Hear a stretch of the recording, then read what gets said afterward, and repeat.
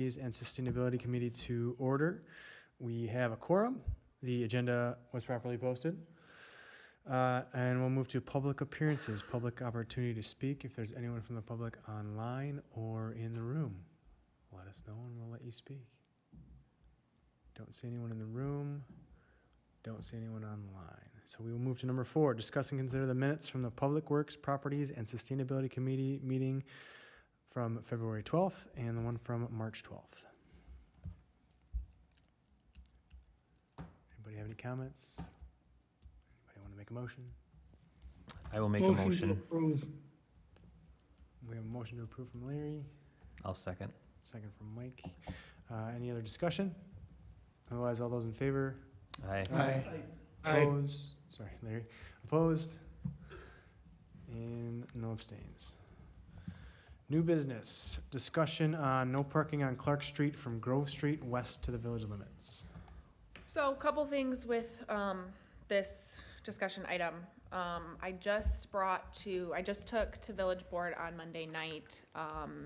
We are going to try something for the next, right now we have it marked for 60 days for no parking along the north side of Clark Street, to see how Clark Street operates when we have large events with rugby and with the Parkinson Run. So both rugby and the Parkinson Run are scheduled for this Saturday. If anyone's ever driven down Park Street during rugby events, other large events that happen at Bakken Park, it is extremely tight. I do know Clark Street was just reconstructed here a couple years ago. With talking with Strand, with Josh, and kind of talking with Sean and kind of getting some background, this was brought up, is this road wide enough for two-way traffic?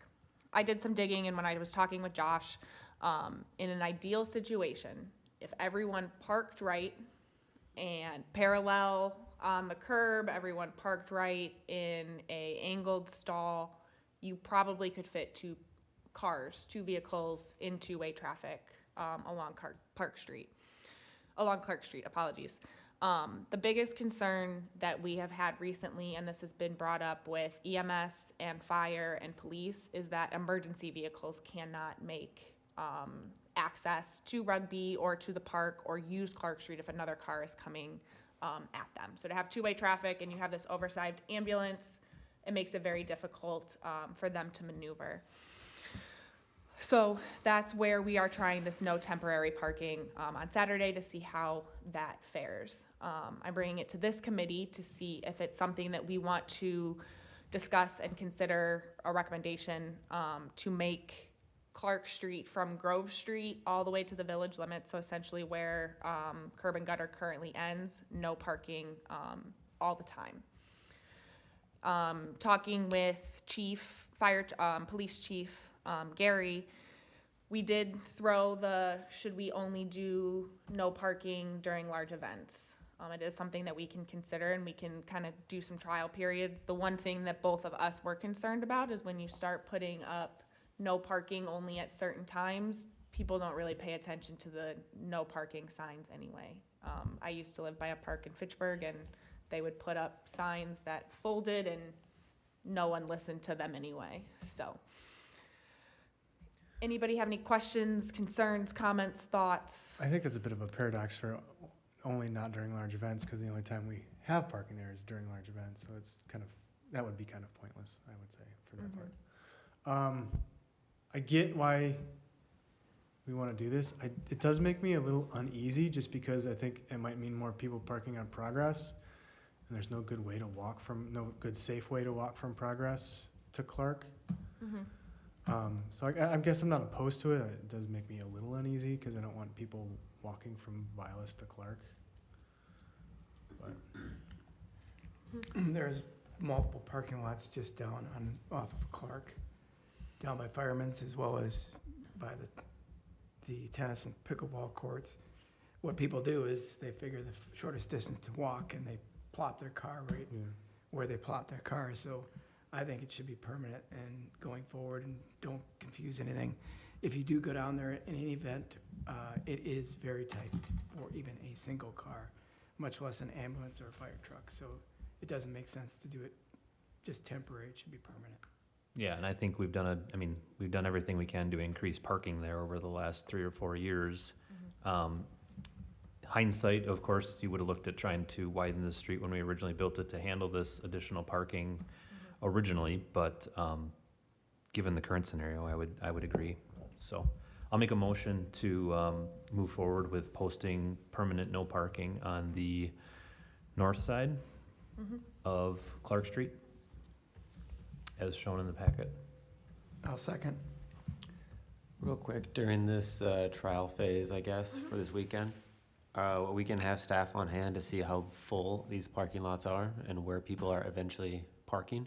I can definitely have either staff that I'm unavailable on Saturday, but I have staff that come in for weekend rounds, and I can, and I know Sean and park staff and police chief, so I will have someone monitor at high impact time for both rugby and the run to see if someone can report back for parking lot fills. I mean, I agree with the no parking permanently, but I'm worried about where they, well, one, disgruntled people who used to park there and now they're gonna find essentially where they're gonna go, and I don't want it to be someplace unsafe, and if we're maxed out in capacity, it's just good to know.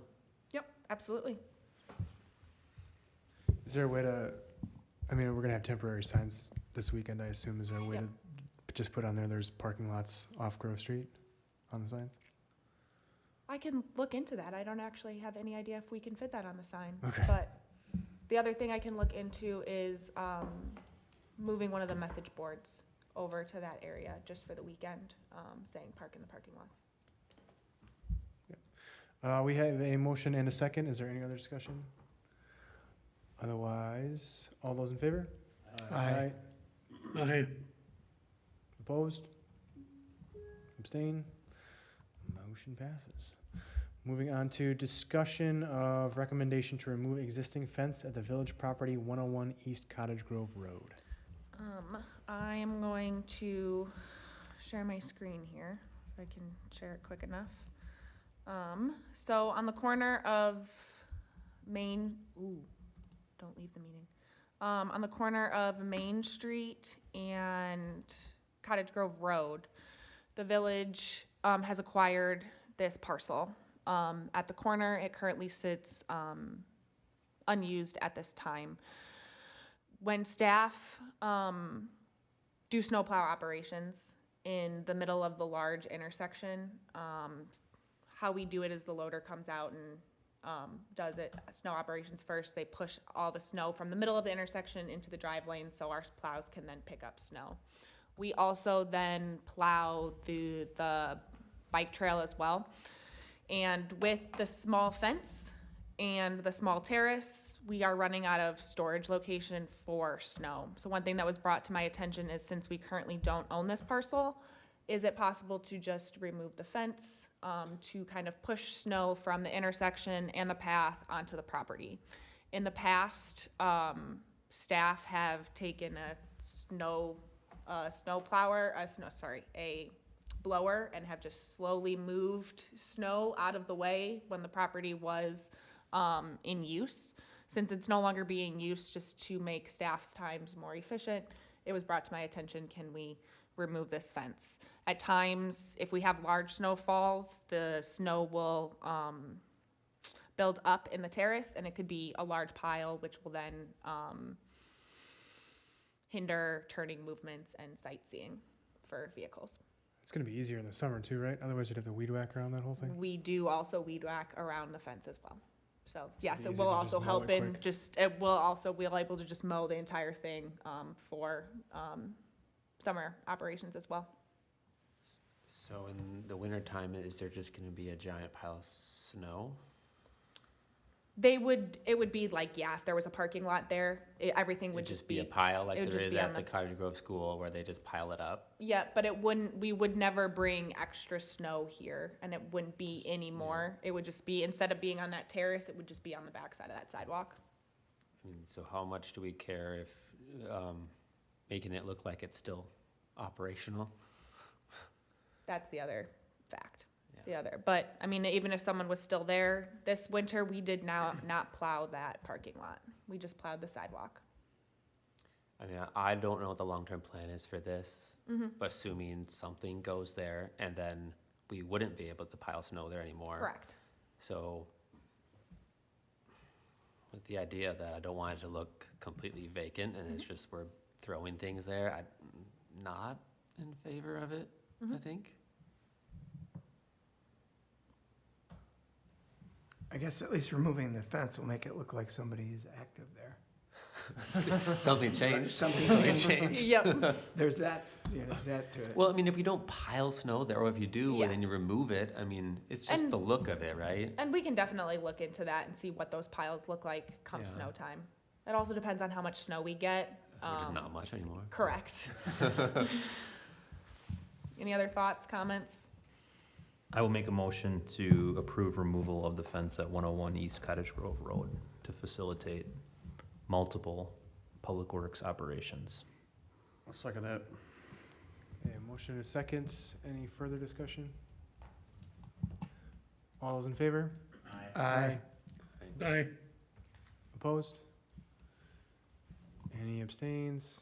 All right, motion passes. Then we will move to engineers report.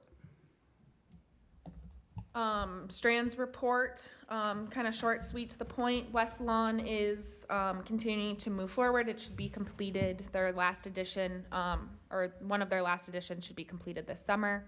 Quarry Ridge Phase D, all of the utilities have been installed, and they're planning to move forward with the final construction of the road here yet this spring. That will then connect Matt Pass from the business park into the residential side. The Amazon facility, they've started public utilities. The TIA is still being reviewed and comments being addressed both with the state and the county and the village, as well as the Amazon team. Heyday Cottage Grove is on their final submittals, and they plan to start work yet this spring, summer. The Coil South Highlands and Farm Development, as we talked last month, is still being discussed with both developers, and I have a meeting with the Tierneys this week, and Strand is moving forward in a preliminary alignment for that sanitary sewer.